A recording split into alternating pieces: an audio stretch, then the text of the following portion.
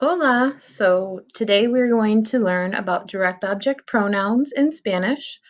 And direct object pronouns replace nouns so that you can create shorter sentences. For example, if you are talking about something with somebody and you don't want to keep repeating that same word, you can replace that object with the word it. Or if you're talking about a certain male, you can replace his name with the word him. And same for if you're talking about a specific female, instead of saying her name over and over and over, you can change it to the direct object pronoun her. So if you look at the screen, there are 6 of them, just like as if this were a verb chart. These are not verbs, they're pronouns, but it kind of follows our same verb chart. So myself is the top left, you is the middle on the left, him or her would be like he or she. So that's obviously the bottom left. But if it's not a person, if it's a thing, you can use the word it. And in the top right, it would be us, which is the equivalent of we if it was a verb. In the middle on the right is you guys, and that's only used in Spain. And then the bottom right would be like the eos and ellas box if it was a verb, would be the eos or ellas form. But with direct object pronouns, it's the word them. So let's go over these. To represent me, it would be me.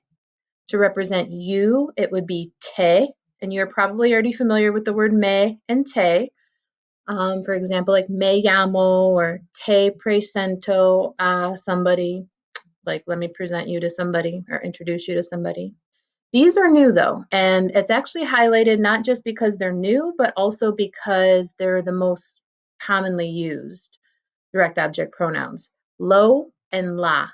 Now, you've heard la before, like el, la, los, and las all mean the, but this la would be to replace a female. So instead of saying Anna, Anna, Anna, Anna, Anna over and over and over in your conversation, or if you're writing a paper, you can replace her name with the word her, which in Spanish would be la.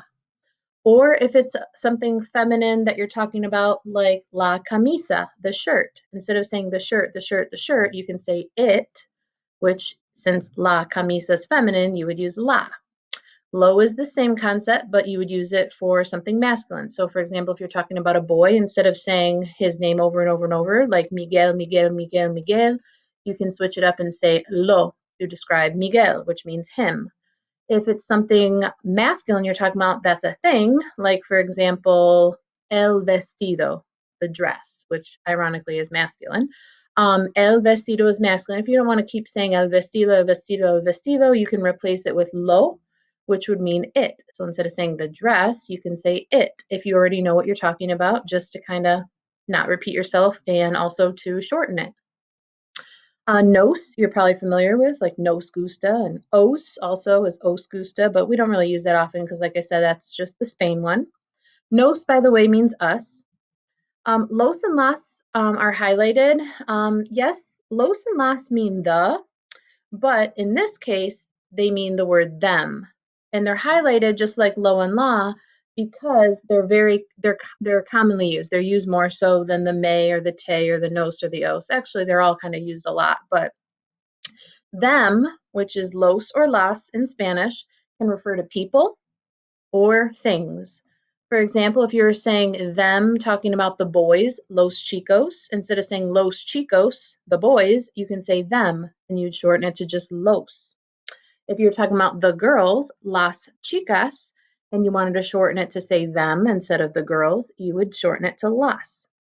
If you're talking about things instead of people, like los pantalones, saying yo quiero los pantalones nuevos, I want new pants, then you don't have to say I want new pants. You don't have to say new pants. You can just say I want them, which would be los for them. Since it's los pantalones, you shorten it to just los for them.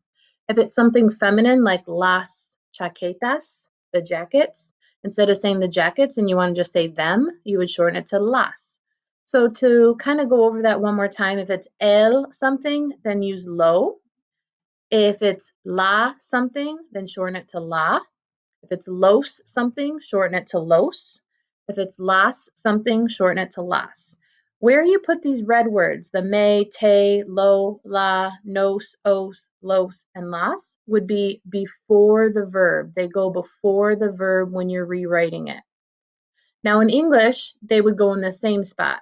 So for example, if I wanted to say, I prefer the blue shoes, instead of the blue shoes, you would change it to them. So instead of I prefer the blue shoes, you would just say I prefer them. But in Spanish, it goes in a different order. So let's take a look at the first example. Yo llevo, which is I wear. I is the subject, yo. Llevo is the verb wear, I wear. And then los zapatos rojos, the red shoes. And don't forget, rojos, the adjective goes after the noun. It's backwards in Spanish. The adjective goes after the noun. And notice they match. Zapatos rojos, masculine and plural. So I wear the red shoes, and then todos los días, every day, is just extra details at the end of the sentence. The red shoes, los zapatos rojos, is the direct object. So if I don't want to use the direct object, the red shoes, and I want to shorten it because I'm sick of saying the red shoes, the red shoes, the red shoes, I can replace it with the word them. Now looking up here, instead of saying the red shoes, them is either los or las. Which one of those would we use if it's los zapatos rojos? Well, which one matches los zapatos rojos? Los. You wouldn't replace this with las because las is feminine and this is masculine, los zapatos rojos. So instead of saying los zapatos rojos, the red shoes, we would replace it with just this, just los. So that whole thing, los zapatos rojos, gets replaced with the one word los, which means them. And notice up here it says it goes before the verb. So the verb was llevo. Notice this is the verb, it means wear, and it goes before the verb. So it'd be yo los llevo, I wear them, and then todos los días, every day. So instead of I wear the red shoes every day, we rewrote the sentence saying I wear them every day. Number 2, it starts with just the verb como. Como is the yo form of comer. Comer means to eat. Como means I eat. I left off the yo in front of como just to show you that in Spanish, Spanish speakers don't always use the subject. They sometimes do, they sometimes don't. It just depends on preference and what they're already talking about. If they already know, if someone already knows they're talking about themselves, for example, then they'll leave off the yo. So yo como, I eat, or just como, I eat, still means I eat. Las papas fritas, the French fries. Para, for. El almuerzo, lunch. I eat French fries for lunch. If I don't want to say I eat French fries for lunch and I want to replace las papas fritas, which is the direct object, with a pronoun, a direct object pronoun to shorten it, and so I don't have to repeat French fries constantly, I can just say I eat them for lunch.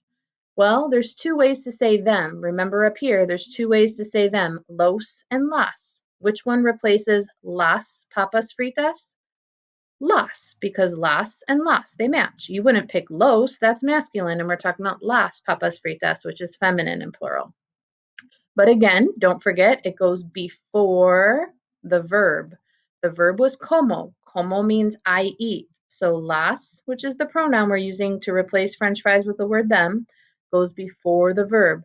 Las como para el almuerzo.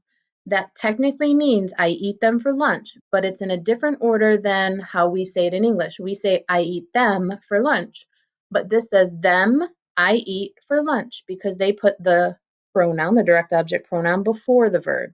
So it's in a backwards order. Just like up here, this says I, them, wear. And in English, we'd say I wear them. It's just that in Spanish, they have to put the direct object pronoun, which I call D.O.P sometimes. They have to put that before the verb. So it's different. In English, it goes after the verb, but in Spanish, it goes before the verb. But you're familiar with Spanish and English having different order on different things. So this is just another case of that. Notice the black font here is just copied down because it's just extra details. I could erase it and it would be totally fine. Instead of I eat French fries for lunch, you could take off the for lunch and just say I eat French fries. And then if you want to say I eat them, you just say las como and delete the para el almuerzo if you don't want to say for lunch. Las como would mean I eat them. Right, next is él quiere el sombrero. He wants the hat. So él is the subject. Quiere is by the way, it's a stem changing verb, which is what we learned last week. it's an E to IE stem changing verb. So the stem right here changed from E to IE. This means he wants. So he is the subject, wants is the verb, and then el sombrero is the direct object. Well, instead of saying the hat, we want to use a direct object pronoun to shorten it and not have to say el sombrero constantly. So that's masculine and singular. It says el sombrero, so it's masculine and singular. So instead of saying he wants the hat, we'd say he wants it. There's two ways to say it, lo and la, and we'd use which one? If it's masculine, we would use lo. So instead of el sombrero, you replace it with lo, which means it. So instead of he wants the hat, you'd say he wants it, but the it goes before the verb quiere. Remember, it's backwards. So it's really saying he, it wants, because you always have to put the direct object pronoun in front of the verb, not in front of the subject. So it would not go in front of el. It only goes in front of the verb quiere here. So it would be él lo quiere, which literally says he, it wants. But if you were to put it in English, it would be he wants it. The next one says llama, which means he or she calls, because it comes from the verb llamar, which means to call. So llama would be the L or ella form. So it can mean he calls or she calls. A nosotros, he or she calls us. Después de la escuela, after school. Going back to the last one, notice there was no black font, so it didn't have any extra details at the end. It was more short. So when there's nothing else after the direct object, then you don't have to put anything else in your answer when you rewrite it with the pronoun. This one is not changing the meaning. Both of these mean he or she calls us after school. It's just two different ways to say it. So you can either say it with the direct object, which would be llama a nosotros después de la escuela, or you can use it with the direct object pronoun, which if you remember up here, for us would be nos. So you can replace a nosotros with just nos, and you put it, again, don't forget, you put it before the verb. So it'd be nos llama, which means he or she calls us, but it's backwards in Spanish, after school. So actually these two both mean the same thing technically, it's just two different ways to say it. The first one right here is with the direct object, which is a nosotros. The second one is with the direct object pronoun, which is nos, just shortened. So that's basically the gist of saying something using a direct object pronoun. So you can replace direct objects that are people or things with a pronoun. And these are the 6 pronouns right up here. Again, if it's a thing, it'll either be it or them. So if it's a thing and it's singular, it'd be it. And if it's masculine and singular, you would use lo for it. If the thing is feminine and singular, you would use la for it. If the thing was plural and masculine, like los zapatos, los calcetines, you'd use los. If the object is feminine and plural, like las camisas, las chaquetas, then you'd replace it with las. And just don't forget, you use lo when it's el something and use la for la something to shorten them. Now, the only other thing is if there are 2 verbs in the sentence, which is called a verb phrase, you actually have 2 different ways you can rewrite or re-say the sentence. Instead of using the object, the direct object, you can use the direct object pronoun. So we're still using the same pronouns, which are these 6 from right here. But now, if there's 2 verbs in the original sentence, you can re-say it or rewrite it 2 different ways. Notice tú is the subject, but then there's 2 verbs, quieres, llevar. So tú means you, that's the subject, and then the 2 verbs are quieres, which means want, and llevar, which means to wear. You want to wear, and then the object that you want to wear is the dress, el vestido. A la fiesta, to the party, is just extra details at the end. So instead of saying you want to wear the dress to the party, you would say you want to wear it to the party. So instead of the dress, which is el vestido, you replace it with it. Don't forget, it can either be lo or la, but the reason why we're using lo is because el vestido is masculine. Notice it goes before the verb, but there's 2 verbs, so it goes before both of those verbs, which is called a verb phrase. It goes before it. So tú lo quieres llevar a la fiesta. You want to wear it to the party. But again, it's out of order in English from Spanish. In Spanish, it literally would be you, it wants to wear to the party if you were to translate it word for word. But the second way would be to move lo, which is your direct object pronoun, and attach it to the end of your second verb. So at the end of your verb phrase, the second verb, you just attach it to that second word, the second verb. So it would be tú quieres llevarlo a la fiesta, which still means you want to wear it to the party, but it's just a different way to say it. So if you were to ask a Spanish speaker how they would say you want to wear it to the party, some would say it this first way right here, and some would say it this way. Both are correct. It's just preference. So I'm teaching you both because you'll see and hear both. Both are correct. You pick the one that you like, but actually you should probably always learn and practice both just in case. So I'm exposing you to both. Okay, the next one says, María quiere llevar una chaqueta a la fiesta. So María is our subject. Quiere llevar is our verb phrase because there's two verbs together in a row. So María wants to wear, notice this quieres goes with tú quieres. This is quiere because it goes with María, él, ella, usted, or one person, you use quiere. Again, it's a stem changer verb from what we learned last week. So Maria wants, and then llevar means to wear. So Maria wants to wear a jacket, una chaqueta. That's the object that Maria wants to wear. So a jacket is the object. And you want to replace that object with a pronoun. So instead of saying a jacket, you'd say it, because it's a thing and it's the word it that you would use. So instead of Maria wants to wear a jacket to the party, you'd say Maria wants to wear it to the party. Why are we using la instead of lo? Because it is feminine now. It's una chaqueta. So again, there's two ways to say it, lo and la, but since it's una chaqueta, which is feminine, you would use la, not lo. Notice the two places you put the la, before the verb phrase, because remember the direct object pronoun always goes before the verb or the verb phrase in Spanish for the first way, or attached to the second verb of the verb phrase, the second verb, attach it to the end of it like that.